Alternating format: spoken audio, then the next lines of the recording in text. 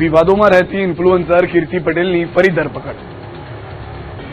Social media પર પોતાને દાદા સમજતી કીર્તિ પટેલને ફરી એકવાર જેલના સળિયા ગણવા પડ્યા છે।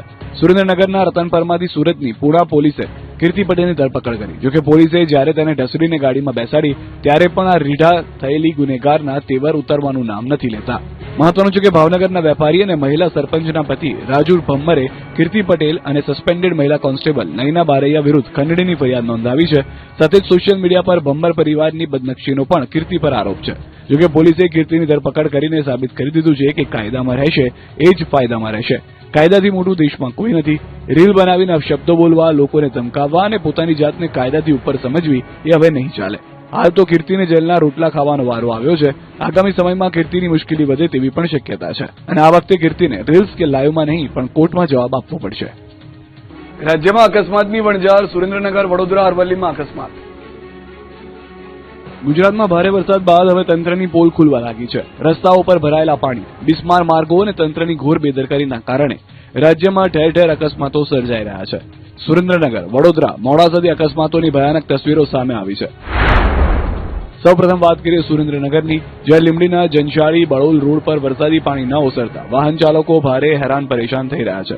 રોડ પર ભરાયેલા પાણી વચ્ચેથી પસાર થતા એક ટ્રેક્ટર ચાલકે સ્ટીયરિંગ પરનો કાબુ ગુમાવતા ટ્રેક્ટર પલટી ગયું। સદનસીબે ટ્રેક્ટરમાં સવાર તમામ લોકોનો આબાદ બચાવ થયો, પરંતુ તંત્રની નિષ્ક્રિયતાને કારણે લોકો જીવના જોખમે રસ્તો ક્રોસ કરવા મજબૂર બન્યા। બીજી તરફ વડોદરા મહાનગરપાલિકાની હલકી ગુણવત્તાવાળી કામગીરી છતી થઈ ગઈ। વાઘોડિયા રોડ પર વોર્ડ નંબર 15ની કચેરી પાસે નવી નખાયેલી ગટર લાઇન પાસે પાલિકાની જ ગટર સફાઈની ટ્રક ખાડામાં ફસાઈ ગઈ। બાદમાં ક્રેનની મદદથી ભારે જહેમત બાદ ટ્રકને બહાર કઢાઈ હતી। પાલિકાની આ ભ્રષ્ટાચાર અને લોડ પાણીને લાકડા જેવી કામગીરી સામે સ્થાનિકોમાં ભારે રોષ જોવા મળી રહ્યો છે।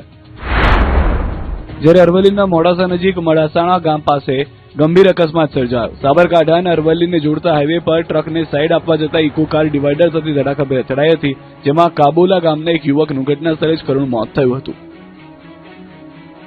સ્થાનિક સ્વરાજ્યની પેટા ચૂંટણીના પરિણામો આવ્યા સામે। ગુજરાતમાં 15 સ્થાનિક સ્વરાજની બેઠકો પર યોજાયેલી પેટા ચૂંટણીના આજે રોમાંચક પરિણામો સામે આવ્યા છે। એક મહાનગરપાલિકા, 7 નગરપાલિકા, 1 જિલ્લા પંચાયત અને 6 તાલુકા પંચાયતની બેઠકો માટે યોજાયેલી મતગણતરીમાં ત્રિપાંખ્યો અને રસપ્રદ જંગ જોવા મળ્યો છે। જૂનાગઢ મહાનગરપાલિકાના વોર્ડ નંબર 3ની બેઠક પર ભાજપના અકરમ કુરેશીએ 1998 મતોની સરસાઈથી જીત મેળવી બેઠક જાળવી રાખી છે, જ્યારે વિસનગર નગરપાલિકામાં પણ ભાજપના નીતિન મોદીએ 2106 મતો મેળવી એકતરફી જીત હાંસલ કરી છે, જ્યાં કોંગ્રેસના ઉમેદવાર શૈલેષ રાવળની ડિપોઝિટ ડૂલ થઈ છે।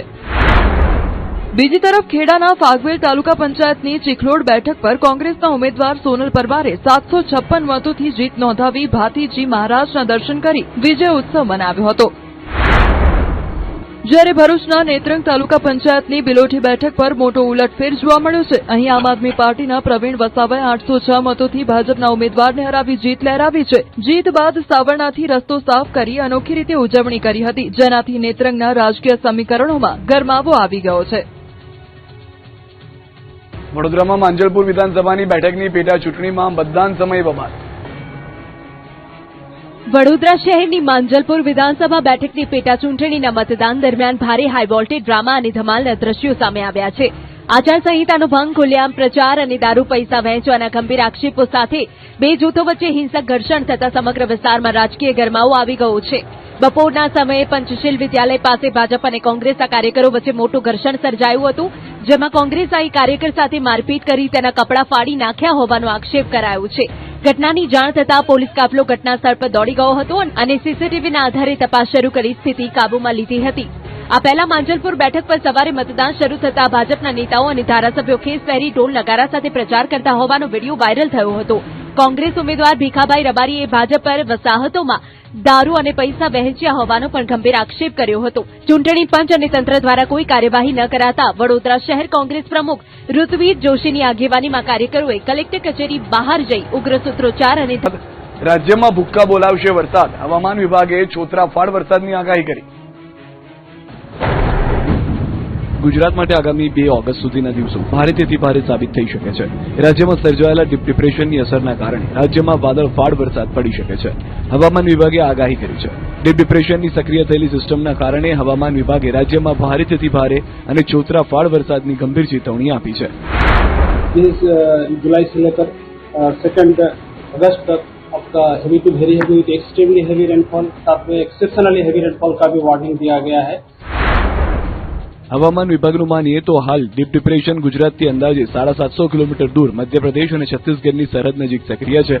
આ મજબૂત સિસ્ટમને કારણે ગુજરાત સહિત દેશના 7 રાજ્યોમાં ભારેથી અતિભારે વરસાદનું એલર્ટ અપાયું છે. આ સક્રિય સિસ્ટમની સીધી અસર હેઠળ ખાસ કરીને દક્ષિણ ગુજરાત અને મધ્ય ગુજરાતમાં ચોમાસું વધુ આક્રમક બને તેવી પૂરેપૂરી શક્યતા છે. આગામી 24 કલાક દરમિયાન રાજ્યના અનેક વિસ્તારોમાં ધોધમાર વરસાદ પડી શકે છે. રાજ્યના 8 જિલ્લાઓમાં 4 થી 8 ઇંચ, 6 જિલ્લાઓમાં 2.5 થી 4 ઇંચ જેટલો વરસાદ પડી શકે છે.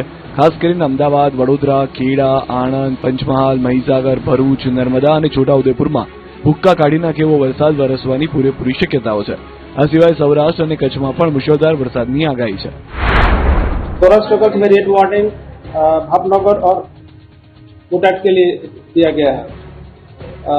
वेरी हेवी रेनफॉल वार्निंग दिया गया है सुरेंद्रनगर, राजकोट, अमरेली के दिया गया है। बाकी जो जिला है हेवी रेनफॉल येलो वार्निंग दिया गया है। 1 अगस्त के लिए एक्सट्रीमली हेवी रेनफॉल दिया गया है गुजरात रीजन में, अहमदाबाद और आनंद के लिए दिया गया है। મહત્વનું છે કે શુક્રવાર માટે રાજ્યના 13 જિલ્લાઓમાં રેડ એલર્ટ જાહેર કરાયું છે, જેમાં અમદાવાદ, બોટાદ, ભાવનગર, આણંદ, વડોદરા, છોટાઉદેપુર, ભરૂચ, નર્મદા, સુરત, તાપી, નવસારી, ડાંગ અને વલસાડનો સમાવેશ થાય છે. તંત્ર દ્વારા તમામ વિસ્તારોમાં લોકોને સતર્ક રહેવા અને બિનજરૂરી બહાર ન નીકળવાની સલાહ આપવામાં આવી છે. અમદાવાદ અને સુરત સહિત 13 જિલ્લાઓમાં રેડ એલર્ટ, તંત્ર સતર્ક. ગુજરાતમાં અમદાવાદ અને સુરત સહિત 13 જિલ્લાઓમાં ભારેથી અતિભારે વરસાદનું રેડ એલર્ટ જાહેર કરાતા સમગ્ર રાજ્યનું વહીવટીતંત્ર હાઈ એલર્ટ મોડમાં આવી ગયું છે.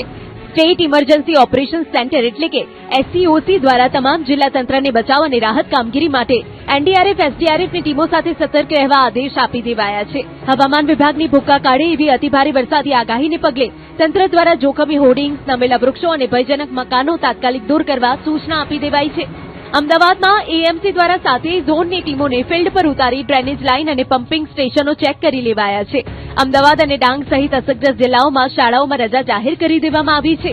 ડાંગ, પંચમહાલ અને સુરતના નીચાણવાળા વિસ્તારોમાં માઇક દ્વારા એનાઉન્સમેન્ટ કરી લોકોને શેલ્ટર હોમમાં સ્થળાંતર કરવા અપીલ કરાઈ છે. પાવાગઢ ખાતે પણ ભક્તોની સુરક્ષા માટે વિશેષ વ્યવસ્થા ગોઠવાઈ છે. તંત્ર દ્વારા નાગરિકોને ડરવા કે ભયભીત થવાને બદલે તકેદારી રાખવા, નદી નાળા કે વહેતા પાણીવાળા કોઝવે પર ન જવા અને કામ વગર બહાર ન નીકળવા ખાસ અનુરોધ કરાયો છે. એક મહત્વની જાહેરાત. હવામાન વિભાગ દ્વારા ભારે વરસાદ તથા વાવાઝોડાની આગાહી હોય નીચાણવાળા તથા પૂરગ્રસ્ત થવાની સંભાવના ધરાવતા વિસ્તારના રહેવાસીઓને જરૂરી સાવચેતી રાખવા વિનંતી તથા પાણી ભરાવાની સંભાવના ધરાવતા કોમર્શિયલ એકમોને પણ પોતાનો માલ સામાન સલામત સ્થળે ખસેડવા જણાવવામાં આવે છે. ઉપરાંત તમામ નાગરિકોએ બિનજરૂરી ઘરની બહાર નીકળવાનું ટાળવું. સલામતી એ જ સુરક્ષા. સુરત મહાનગરપાલિકાનું વહીવટીતંત્ર એલર્ટ, નીચાણવાળા વિસ્તારમાં લોકોને સાવચેત રહેવા સૂચના. બંગાળની ખાડીમાં સર્જાયેલા ડીપ ડિપ્રેશનને કારણે સુરત પર આગામી 2 દિવસ ભારેથી અતિભારે વરસાદનું સંકટ તોળાઈ રહ્યું છે. હવામાન વિભાગે રેડ એલર્ટ જાહેર કરતા સુરત મહાનગરપાલિકા અને જિલ્લા વહીવટીતંત્ર સંપૂર્ણપણે હાઈ એલર્ટ મોડ પર છે. સુરતમાં ભારે વરસાદની સાથે 40 થી 60 કિલોમીટર પ્રતિ કલાકની ઝડપે ભારે પવન ફૂંકાવાની શક્યતા છે. આ ગંભીર પરિસ્થિતિને પહોંચી વળવા એનડીઆરએફ અને એસડીઆરએફની ટીમોને એલર્ટ મોડ પર રાખી ફોરવર્ડ ડિપ્લોયમેન્ટ પોઝિશન પર તૈનાત કરાઈ છે. નીચાણવાળા વિસ્તારોમાં રહેતા લોકો માટે ઇવેક્યુએશન પ્લાન તૈયાર કરી આશ્રય સ્થાનોમાં તમામ સુવિધાઓ ઊભી કરવામાં આવી છે. ભારે પવનને પગલે શહેરમાં જોખમી હોર્ડિંગ્સ, લૂઝ સ્ટ્રક્ચર દૂર કરાઈ રહ્યા છે અને હાઈ માસ્ટ લાઇટ્સની ઊંચાઈ ઘટાડવાની કામગીરી ચાલુ છે. હાલ તંત્ર દ્વારા અડધા કલાકે સ્થિતિનું મોનિટરિંગ કરાઈ રહ્યું છે. વહીવટીતંત્ર દ્વારા નાગરિકોને અત્યંત જરૂરી કામ વગર બહાર ન નીકળવા અને પશુપાલકોને પશુઓને બાંધીને રાખવા બદલે ખુલ્લા રાખવા અપીલ કરવામાં આવી છે. ભારેથી અતિભારે વરસાદની આગાહીના પગલે અમદાવાદ, વડોદરા, સુરતની તમામ શાળામાં રજા.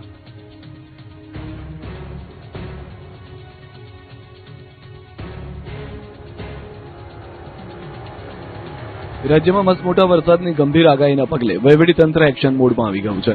અમદાવાદ, વડોદરા, સુરત અને નવસારી જિલ્લાની તમામ શાળાઓમાં રજા જાહેર કરી દેવામાં આવી છે. બીજી તરફ પૂરની સ્થિતિને પહોંચી વળવા છોટાઉદેપુરમાં એનડીઆરએફની ટીમ પણ તૈનાત કરી દેવાઈ છે.